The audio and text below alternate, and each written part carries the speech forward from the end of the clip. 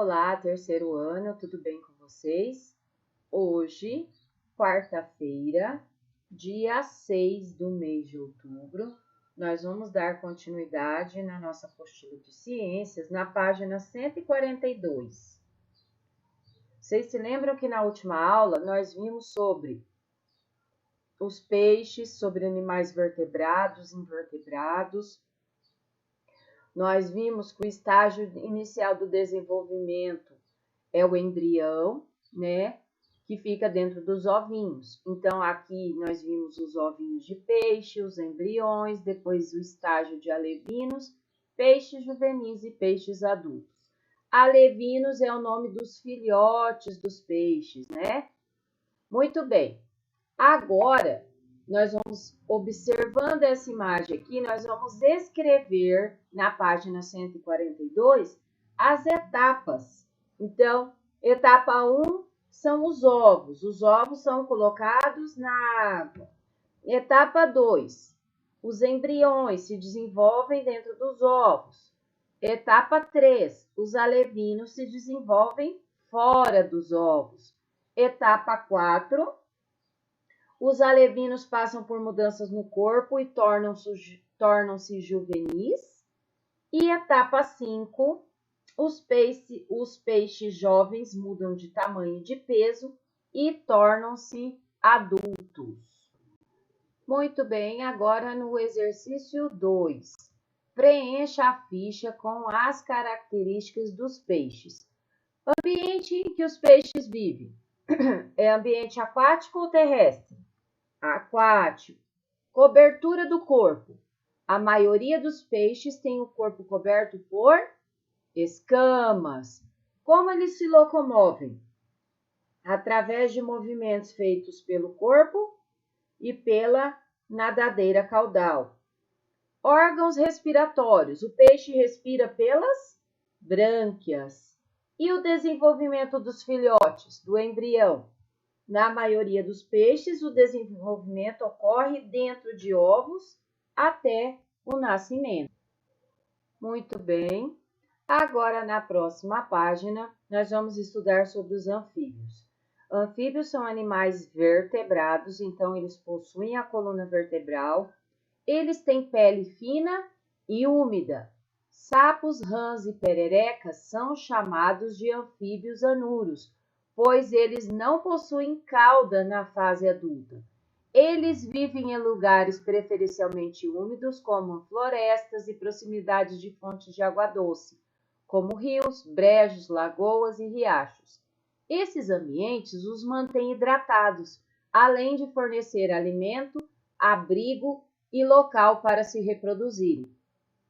Grande número de anfíbios tem vida aquática enquanto é filhote, por exemplo, o girino, né? Enquanto ele é filhote, ele vive no ambiente aquático.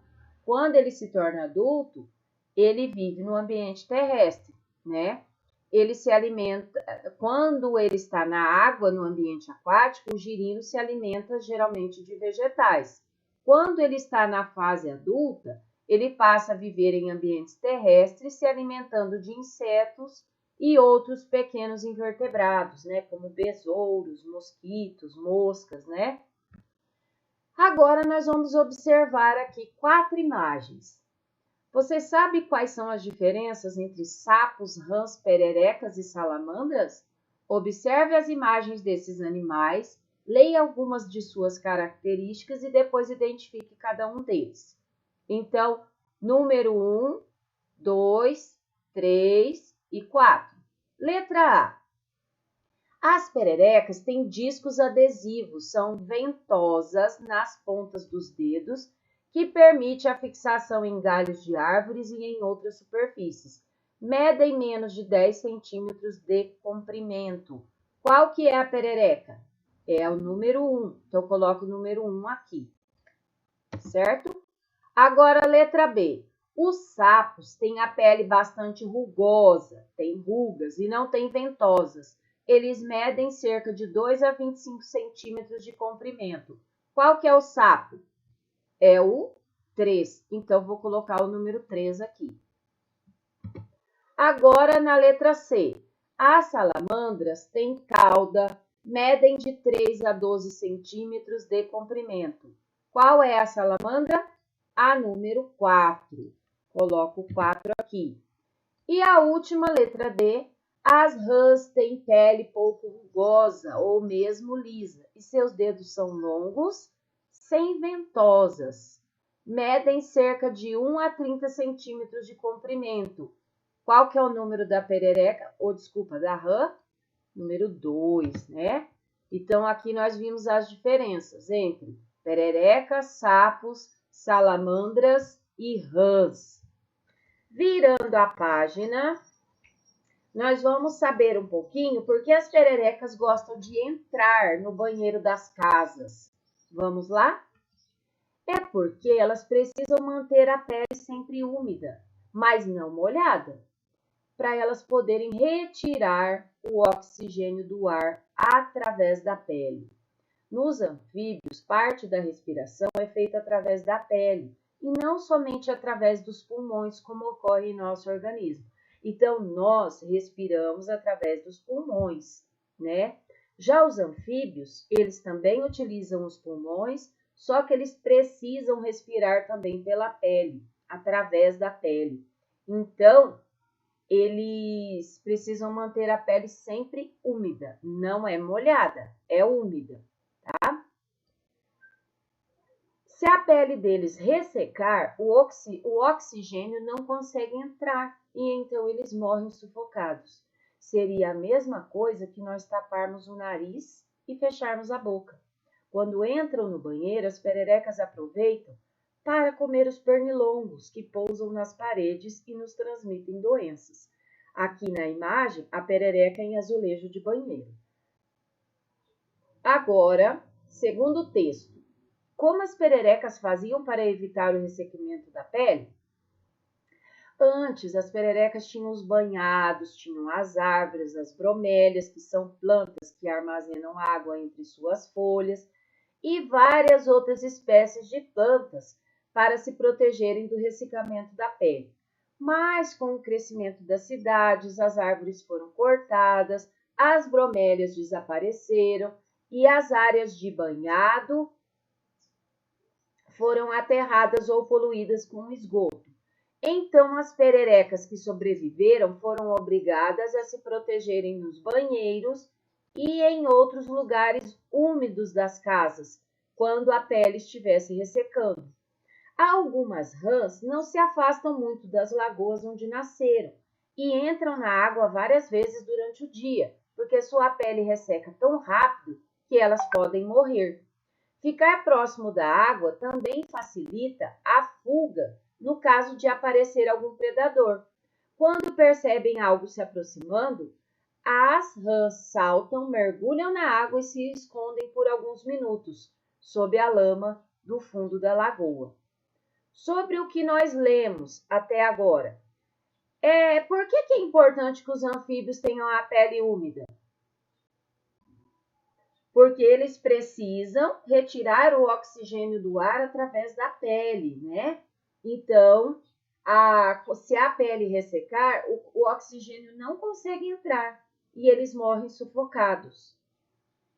Na página 145, nós vamos estudar sobre a reprodução dos anfíbios. Vamos lá?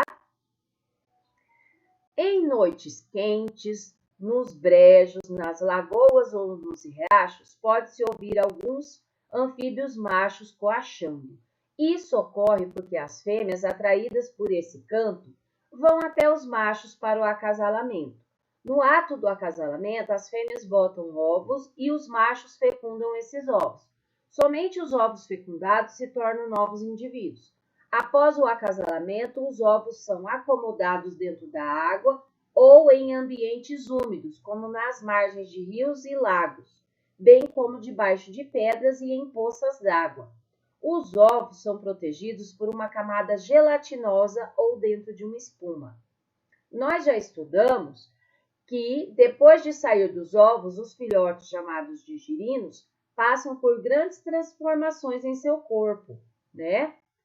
Esse processo de transformação é chamado de metamorfose. É uma mudança completa da forma do corpo do animal que ocorre durante seu ciclo de vida. Então, como que é a metamorfose dos sapos? Ao sair dos ovos, os girinos assemelham-se aos peixes. Olhem aqui, ó. Outra característica dessa fase é que eles nadam e desenvolvem uma cauda. Durante a sua vida aquática, os girinos usam essa cauda para se locomover no ambiente, mas aos poucos surgem as pernas e a cauda vai diminuindo até que desaparece por completo. Na fase adulta, os anfíbios já sem cauda locomovem-se por saltos, mas eles também podem nadar. Então, nós temos o estágio 1, embriões em desenvolvimento dentro dos ovos. Estágio 2, formam-se os girinos e eles têm brânquias e caudas. Estágio 3, eles desenvolvem-se as pernas traseiras. Estágio 4, o girino com cauda e pernas dianteiras e traseiras. Estágio 5, a cauda começa a diminuir. E estágio 6, a perereca já está adulta. Esse é o mesmo processo do sapo, da rã e da perereca, certo? Só não a salamandra, porque a salamandra ela tem cauda, certo? Então, aqui nesse esquema, nós vimos o desenvolvimento de uma perereca, do ovo até a fase adulta. Na próxima página, nós temos os ciclos de desenvolvimento de um anfíbio, desde o ovo até a fase adulta. Então, aqui os ovos, a fase 2, a fase 3, a fase 4, a fase 5 e a fase 6. Agora, nós vamos anotar essas transformações que ocorrem no corpo do animal em cada uma das fases. Primeiro, embriões estão em desenvolvimento dentro dos ovos. 2, o girino tem corpo alongado e desenvolve uma espécie de cauda. 3, o girino tem cauda e pernas traseiras. 4, o girino com cauda, pernas traseiras e dianteiras. 5, a rã já tem cauda. E 6, é uma rã adulta sem cauda. Muito bem, então dessa forma nós concluímos nossa aula de ciências de hoje. Super beijo, até mais!